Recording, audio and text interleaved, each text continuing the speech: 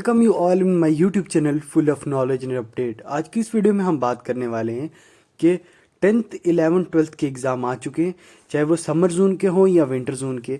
अब उसमें syllabus relaxation दी गई है। समर जोन को 30% दी गई है अभी तक, और विंटर जोन को 40%।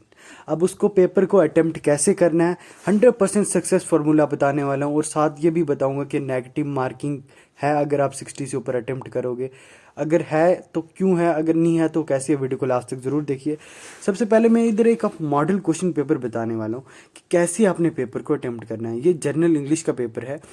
100 मार्क्स का आपको पेपर आएगा पूरा, ये नहीं कि 60 का आएगा। अब उसमें से आपको जो है 60 का अटेम्प्ट करना है।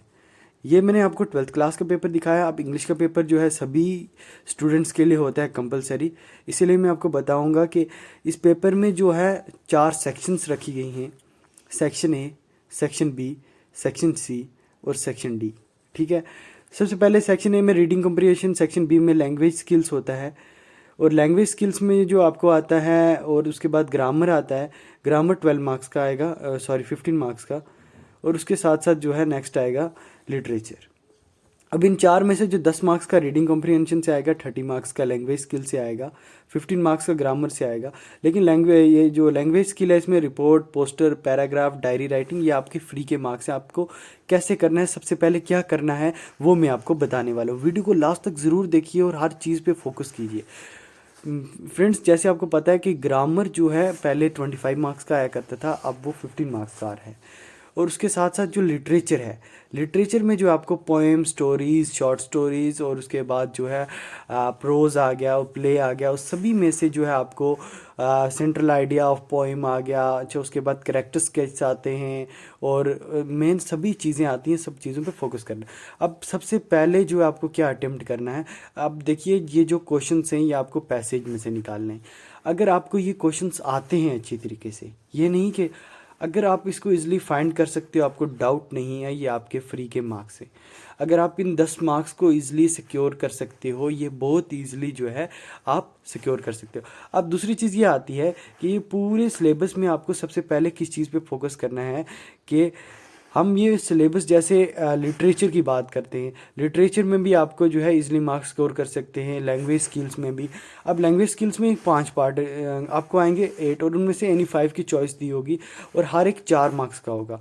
अब इसको आप मार्क्स कैसे स्कोर करेंगे, अब ऐसे लिखना उतना टफ नहीं है। अपने सबसे ईजी तरीका है कि लेटर को लिखना है। सबसे पहले लेटर को लिखने के बाद उसके बाद आपको क्या करना है, जो है आपको इसके बाद जो है आपको एक न्यूज़पेपर का आर्टिकल लिखना है, वो ईजी है। पोस्टर डिज़ाइनिंग इजी है। अगर आपको इसकी हेल्प चाहिए तो आप यूट्यूब से आराम से देख सकते हैं पोस्टर डिज़ाइनिंग कैसे करनी है। लेटर फॉर्मल कैसा होता है, इनफॉर्मल लेटर कैसा होता है, और ये जो वर्ड लिमिट है इस पर बहुत फोकस करना है। और इसकी जो डिज़ाइनिंग है, जो लेटर की जो क्या कहते हैं उसको, बॉडी के ऊपर ज़्यादा फोकस करना है, कंटेंट से ज़्यादा। राइटिंग स्किल में जो है बॉडी पे ज़्यादा मैटर किया जाता है। रिपोर्ट राइटिंग में आपको पता है आर्टिकल कैसे लिखना है न्यूज़पेपर में, उसमें डेट डालनी है आर्टिकल में, सभी जो है 200-250 वर्ड्स। आपको जो ईजी लगे, जो शॉर्ट लगे, जिसमें आप ईजी मार्क्स सिक्योर कर सको बोल। अब नेक्स्ट है पोस्टर डिज़ाइनिंग। आपको पोस्टर डिज़ाइन एग्जांपल कि आपका स्कूल जो है कल्चर प्रोग्राम कर रहा है, विक्टिम्स के फंड के लिए जो ऑर्गेनाइज करा रहा है, वो लिखना है। पैराग्राफ राइटिंग, कि पैराग्राफ होता ही है क्या, कुछ बच्चे दो दो लिख देते हैं, पैराग्राफ पे भी फोकस करना है। उसके बाद जो है आपको कि कैसे जो है आपको 60-75 वर्ड्स का जो है 3 मार्क्स के हिसाब से 60-75 वर्ड्स का लिखना है। मतलब कि अगर 1 मार्क्स के, अगर एक मतलब 6 मार्क्स का क्वेश्चन है, हर एक मार्क्स के लिए 25 वर्ड्स लिखने। अब नेक्स्ट हम बात करते हैं कि आपके जो क्वेश्चंस आएंगे लिटरेचर से, इसमें जो आपको अगर 6 मार्क्स के क्वेश्चन आएंगे, आपको स्टेंजा में से या पैराग्राफ में से ईजिली जो है क्वेश्चंस के आंसर देने हैं, वो आप ईजिली दे सकते हो। आप देखो ये जो है in once upon a time, good bye and glad to meet you are instance from, कि कौन सी पोइम से हैं, डबल टाक है, ये क्या है, मतलब ये पोइटिक डिवाइसेस हैं। ये सभी चीज़ें जो अगर आप लिटरेचर को इजीली पढ़ पाओगे, सबसे पहले मेरे हिसाब से आप राइटिंग स्किल और लिटरेचर को कीजिए। अगर आपको इसी में से 60 मार्क्स का अटेम्प्ट हो जाता है तो उसके बाद जो है आप ज़्यादा करने की ज़रूरत नहीं, क्योंकि अगर आप 60 मार्क्स से ऊपर करोगे, सुनते रहें ना बड़े गौर से, तो आपको क्या होगा, पहले मैं आपको ये बता लूँ फिर उसके बाद समझा। 60-80 वर्ड्स का लिखना है आपको। कितना, अगर 4 मार्क्स का क्वेश्चन होगा तो 60-80 वर्ड्स का, अगर 2 मार्क्स का होगा तो 20-30 वर्ड्स का, अगर 5 मार्क्स का होगा क्वेश्चन, तो आपने 100 to 120 और 4 का मैंने आपको वो बता दिया था। लेकिन अगर आप 60 से ऊपर अटेम्प्ट करोगे क्वेश्चन पेपर, तो आपको क्या नुकसान होने वाला है? नुकसान ये है कि अगर आप 60 तक अच्छा पेपर करोगे स्टैंडर्ड का, उसमें क्वालिटी दोगे। कुछ बच्चे क्या करते हैं, पहला पेज अच्छा लिखते हैं, आगे के अंदर नहीं।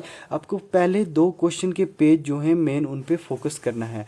उसके बाद के पेजों पे उतना फोकस करने की ज़रूरत नहीं है। अब कुछ बच्चे क्या करते हैं कि 60 मार्क्स से ऊपर अटेम्प्ट करने का आपको इसलिए फ़ायदा नहीं, क्योंकि एग्जामिनर ने 60 मार्क्स तक की जो आपका पेपर है वो चेक करना है। उसके बाद वैल्यूएटर कोई भी आगे चेक करता नहीं है।